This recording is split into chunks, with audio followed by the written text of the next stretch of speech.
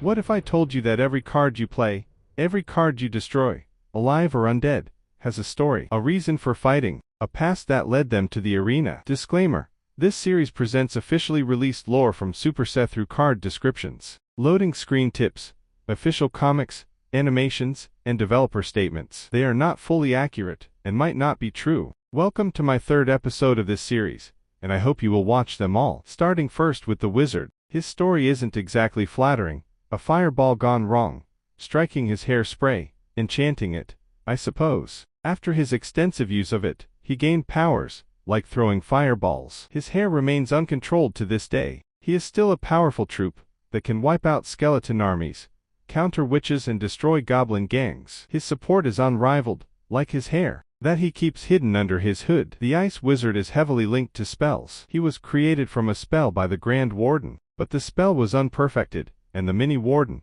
that was created from the spell had no orders. So he roamed, until he found himself in a spell factory, in which he drank a free spell. The spell froze him inside out, but when he thought he was alive and had his powers, he now has the powers to freeze anyone with a little bit of splash. The freezing slows the opponent down considerably, buying time for other troops to arrive and finish the job. Oh, and if you are wondering, who would win in a 1 versus 1 wizard and Ice Wizard? Ice Wizard wins with wounds because of his ice slowing down the wizard. Electro Wizard was once a normal wizard, not your average one. He felt weaker, outshadowed by his brothers. No one ever saw what he did in battle, not that he did much. His grief was so extreme that his body started producing dark elixir. One day, in battle, he was struck 3 times by lightning, which is normally fatal. With the help of builders, healers and his dark elixir, he survived, but with different abilities. Like his lightning strikes, his hair remains even more uncontrollable. The Electro Wizard has a humble personality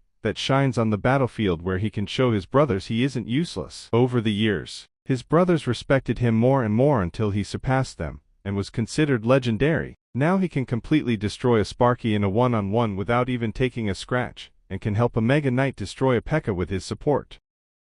The Mother Witch is exactly her name. She is the mother of all witches. She was once a normal witch, an interesting witch, a beautiful one. One day she sought out after her love, a hog rider. She loved this hog rider with all her heart. One day she told him this, but she was instantly rejected, because the hog rider loved hogs more than he liked her. Typical for a hog rider. Her grief was intense, and she ended up casting a spell that cursed her, and now every enemy she kills, anyone she touches, turns into a hog. The Night Witch was sisters with a particularly strong witch. She was a witch at the time too. Her sister became the front of the family. Their last names were linked to her sister, and she was known as the Great Witch Sister. This bothered her throughout her whole life, until she decided that she had had enough. She left into the dark forest, and endured several days out there, each day becoming stronger to surpass her sister. One day, she came across a dark elixir pool, and without knowing what it was, she drank it to quench her thirst. She became the Night Witch, and got abilities that were different to those of a normal witch. She could spawn bats instead of skeletons. She came back to the village,